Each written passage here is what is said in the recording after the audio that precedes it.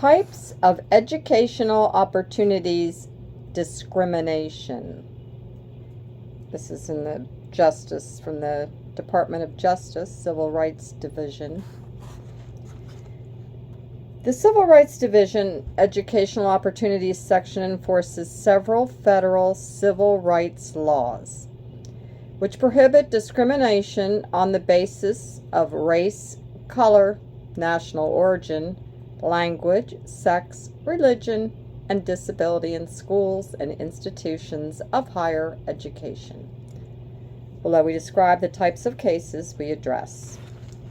Race and/or national origin discrimination. The Civil Rights Act of 1964 is a landmark legislation prohibiting discrimination in several areas, including housing, employment, and education.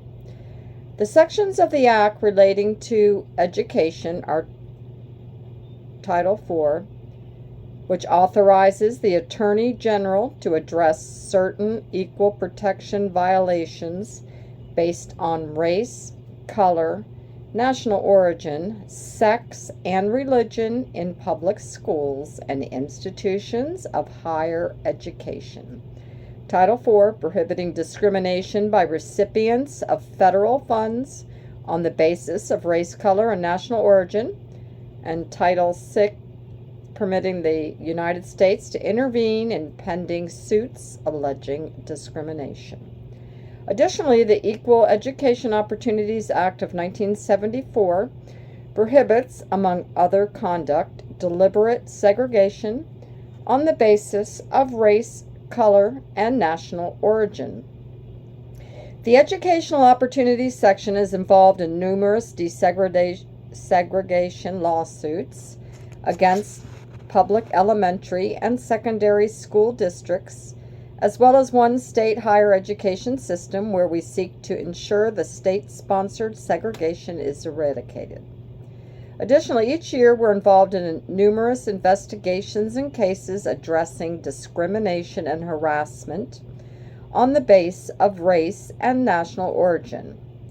Sex-based discrimination.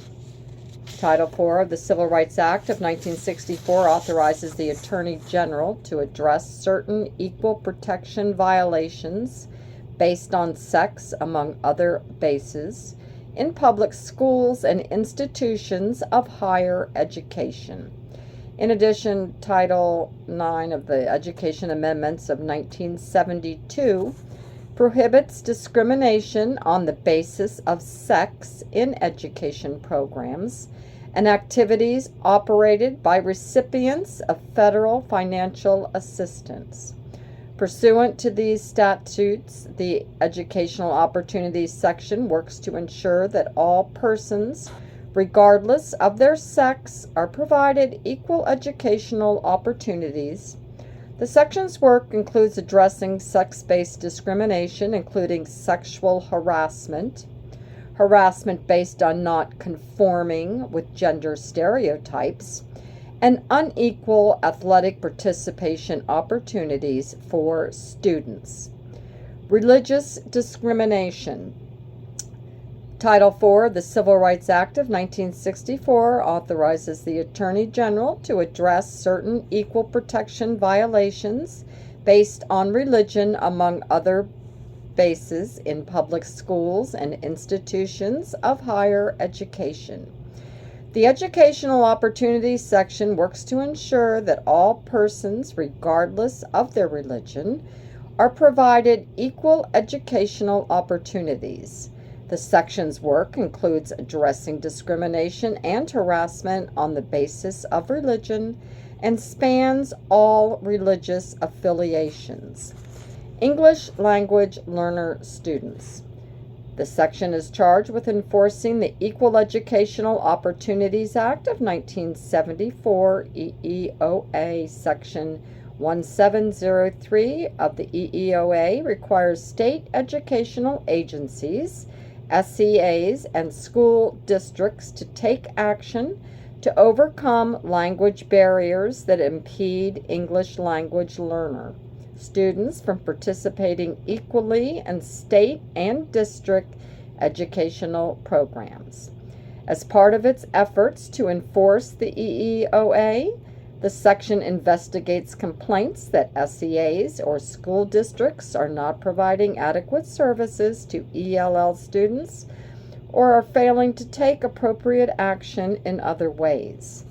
Although Section 1703 of the EEOA does not require schools to adopt a particular type of language acquisition program, courts generally consider 3 factors to assess the adequacy of such a program: whether the school's program is based upon sound educational theory or principles, whether the school's program is reasonably calculated to implement the educational theory effectively, and 3, whether after a period of time sufficient to give the program a legitimate trial, the results of the program show that language barriers are actually being overcome.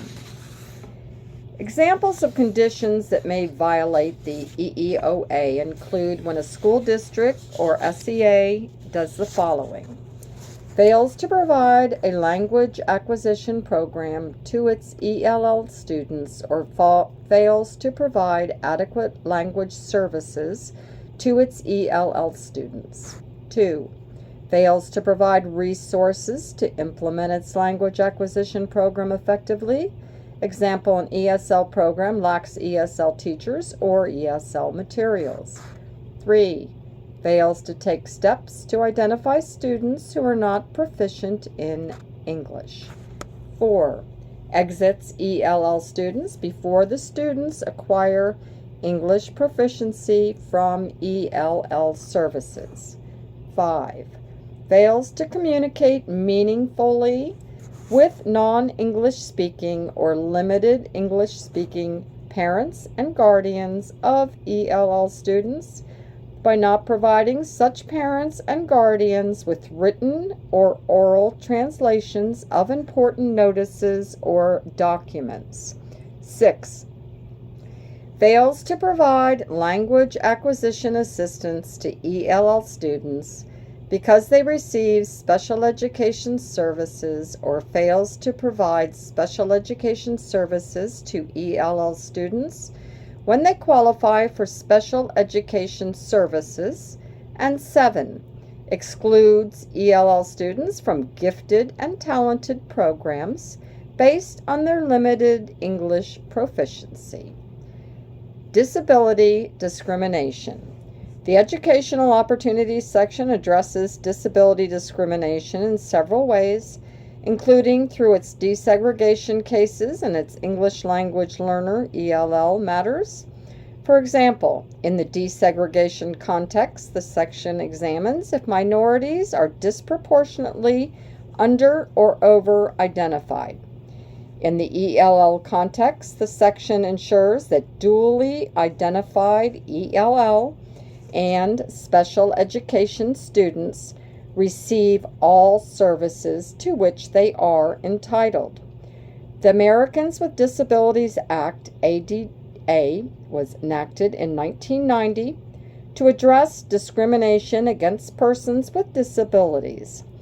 Title II of the ADA provides that no individual with a disability shall, by reason of such disability, be excluded from participation in or be denied the benefits of the services, programs, or activities of a public entity or be subjected to discrimination by any such entity.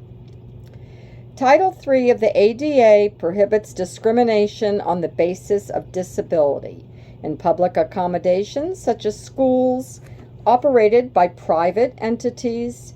The Civil Rights Division has primary responsibility for enforcing Title III as it relates to education and shares responsibility for investigating Title II complaints with the Department of Education.